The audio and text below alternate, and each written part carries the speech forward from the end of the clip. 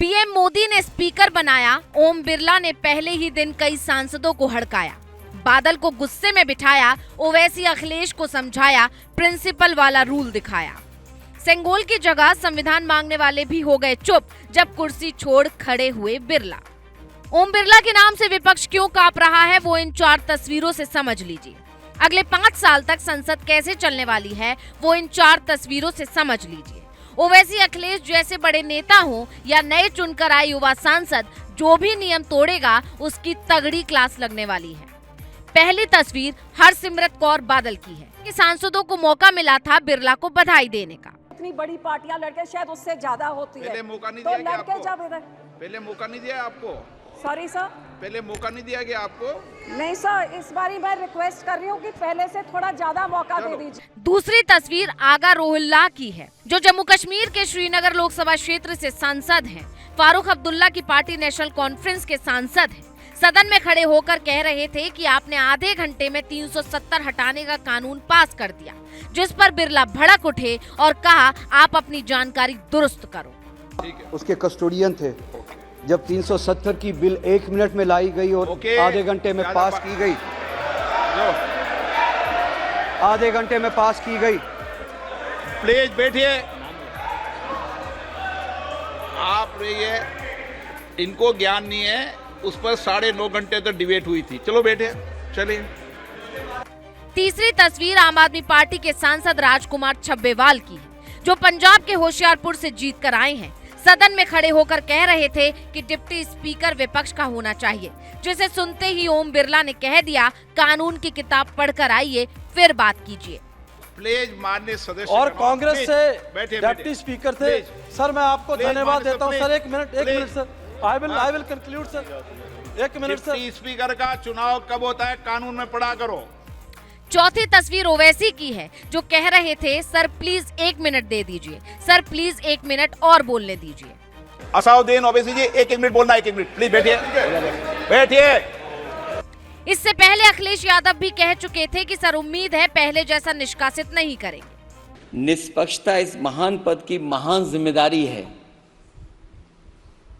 आप लोकतांत्रिक न्याय के मुख्य न्यायाधीश की तरह बैठे हैं। हम सबकी आपसे अपेक्षा है कि किसी भी जनप्रतिनिधि की आवाज दबाई न जाए और ना ही निष्कासन जैसी कार्रवाई दोबारा सदन की गरिमा को ठेस पहुंचाएं। आपका अंकुश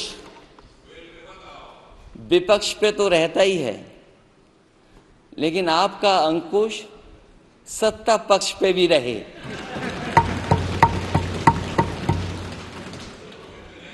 पिछले कार्यकाल में ओम बिरला ने 113 सांसदों को निष्कासित कर दिया था, क्योंकि वो चर्चा नहीं होने दे रहे थे। इसीलिए ये जो डर ओवैसी से लेकर अखिलेश तक की आवाज में दिख रहा है, वो यही डर है कि कहीं ओम बिरला मार्शल को बुलवाकर बाहर ना भिजवा दे।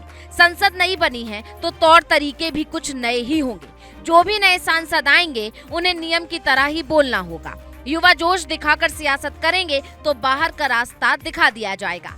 वो तस्वीर तो आपको याद ही होगी जब राज्यसभा में बेल तक पहुंचने की कोशिश हो गई थी।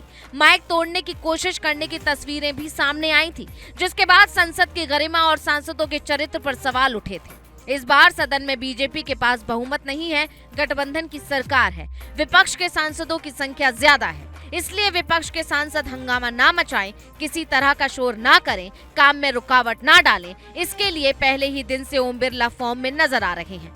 वो हर सांसद को समझा रहे हैं नियम मत तोड़ना। यहाँ तक कि एक बार तो कुर्सी छोड़कर खड़े हो गए और गुस्से में क्या कहा वो आप भी सुन लीजिए। माननीय सदस्यगण, जब स्पीकर सीट से खड़ा हो जाता है तो मैं माननीय सदस्यों को अवगत कराना चाहता हूँ, वो बैठ जाया करें। ये मैं पहली बार कह रहा हूँ, मुझे 5 साल कहने का अवसर नहीं मिलना चाहिए। ओम बिरला का गुस्सा साफ बता रहा है कि इस बार गठबंधन की सरकार भले ही है, लेकिन स्पीकर किसी तरह से दबाव में नहीं आएंगे। जो नियम नहीं मानेगा बाहर जाएगा, जो नियम मानेगा वो सार्थक चर्चा में भाग लेगा। सोशल मीडिया पर अभी से ये आवाज उठने लगी है कि सेंगोल की जगह संविधान की कॉपी लगाई जाए। कई विपक्षी सांसदों ने संविधान की कॉपी लेकर शपथ भी ली है, जो बताता है कि विपक्ष इस बार पूरी तैयारी के साथ होगा। हंगामे की आशंका ज्यादा है। इसलिए मोदी ने ओम बिरला को स्पीकर बनाकर ये साफ संदेश दे दिया है कि जैसे पिछली बार सदन शांति से चला था वैसे ही इस बार चलाना है।